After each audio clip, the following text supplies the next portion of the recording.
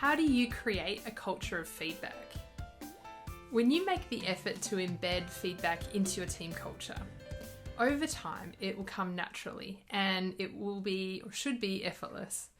But to begin with, it really is this investment that will take time and discipline and repetition so that you can embed that. And so the way that I see it is that culture, or the culture of a team, is kind of like the air that we breathe.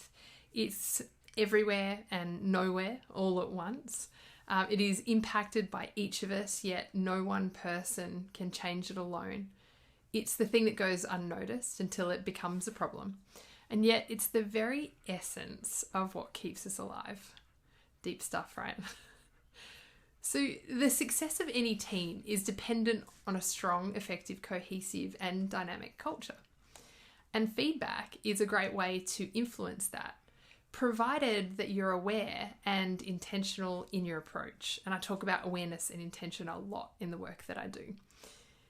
To create a feedback culture, there's 3 core components that should be considered. These are the need for connection, the ability to seek feedback, and then the confidence to give feedback. And so let's talk about the 3. So the first component is connection. Connection is all about relationships. It's how well you connect with another person and your awareness of what they need and how they need it when it comes to feedback in particular. And it's through a strong connection that you develop this deep level of trust and understanding for that other person.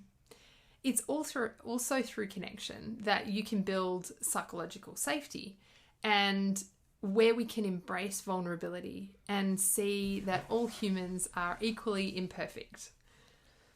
It is connection that allows the seeking and the giving of feedback to be successful, and it's what will endure long after the feedback has been shared. So incredibly important. The second component is seeking feedback. And so seeking feedback involves identifying a specific area that could benefit from some improvement. So think about a gap between where you are right now and where you'd like to be, and then seek feedback through reaching out to peers or leaders or direct reports or even just friends to get the input and observations around what they're seeing.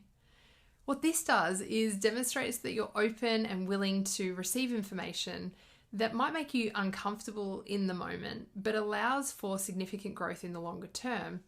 And people seeing you do this is actually contagious and they'll want to do it too. And so the third component is giving feedback. Giving feedback is about offering insights and observations that can be used to reflect, adapt, and transform the way that a person works. Giving feedback doesn't involve opinions or advice or assumptions, and it's really specific and observable and objective and aligned to the desired state of where the other person is at. So it's very much for them. Now let me finish by saying that feedback today isn't about hierarchy, it's not about status or power over others. It's about openness and vulnerability and the genuine desire to improve both you and the people around you so that everybody can succeed together and be more productive and more effective in their life.